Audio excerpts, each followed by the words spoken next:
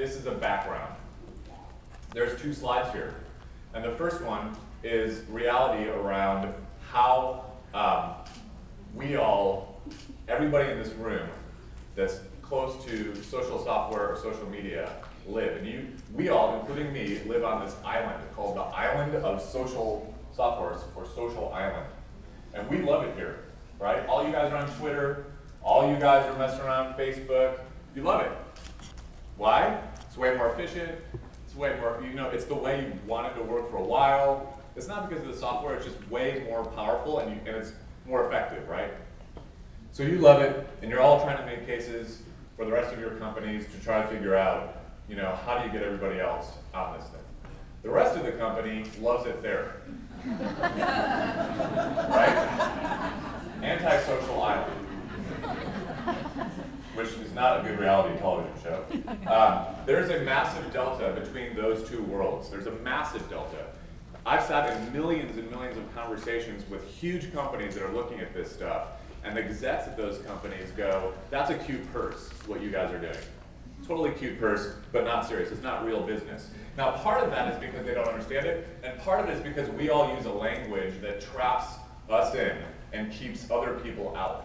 We use all these crazy buzzwords and all of this, nuttiness, which is, normal in an emergent space because we're trying to understand it. But it also keeps a ton of people out. So we've got to stop that. We've got to stop the language problem on the island. The second thing is you guys need to think about the companies that you're in right now. How many people in here have worked at companies younger than 5 years? 5-year-old companies, okay? Older than 15 years. Wow. Let's talk about those kinds of companies. In the beginning, this is my chart. I've got one chart. In the beginning, you start the company out. Anybody starting a company right now? 2 people? You guys have the corporate juice. What's that mean? You've got the juice.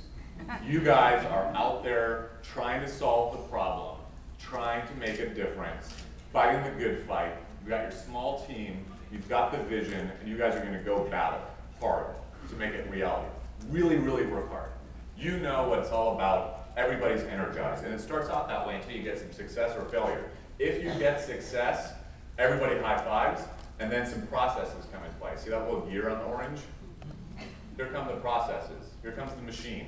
And as you grow and get more and more success, that gear and the orange gets smaller. Your corporate juice, what originally got you all geared up to go bang down the door, starts to go down, and here comes the process army.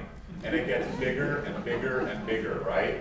Until such time that it is just a big old gear with like a slice of orange in there. Nobody knows. If you ask like, what's your corporate culture, what's your stuff, it's the same everywhere. No one's been around long enough to remember, and everyone's part of the machine. You see them walking around with like the Tron thing or whatever that is, and they're like doing the work. They're a machine. They're part of the machine. They're cranking out work, right? The problem with that is that asleep at the wheel thing. Who here remembers driving in the beginning? You sat there and you like grabbed the wheel, and your knuckles were all white, and you couldn't you're focused completely on the windshield, and you're trying to drive down the road, and you're like, okay, I can do it. This all seems super complicated. Now, at the end of your day, do you even remember driving home? No, you don't remember it because it's just you've done it so much. And so much of business right now is this reflex where we're just doing it, right? So I'm going to talk to you about profitability using social software, but I'm also going to talk to you about how do you become conscious again. And when I say you, I don't mean the person sitting next to you. I mean the you that looked yourself in the mirror in the morning, the you that brushed your teeth, the you that's sitting there listening to my voice, the you that gets up every single day and does whatever it is that the name of your company is supposed to do. That's the you I'm talking about, and that's the change I'm talking about. It's you. Okay? So here's number one. Management. All of you who rose your hand saying, that you're in management, pay attention here. So, and everybody else too, please. You've got to choose where you want to work. That's number one. All my fonts for my stuff, sorry, because I have to switch computers, that's my caveat. You have to choose where you want to work. What does that mean? There's two different kinds of companies out there right now. Number one are those machines with all the knobs and dials and all the charts, and they're laying people off, and they're cutting programs out, and they're messing around with the efficiency in order to keep the cost structures in check. And that's important, right? But there's another set of companies out there. Diane touched on some of them, and hopefully everybody in this room are working at them. And those are people that are looking for the other thing, which is change.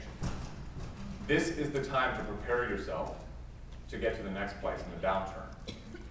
And you do need both. You need to be able to do both of these things. But if you're not working at a company that clearly at the top all the way down is focused on the right, then choose your company wisely and find some other place to work.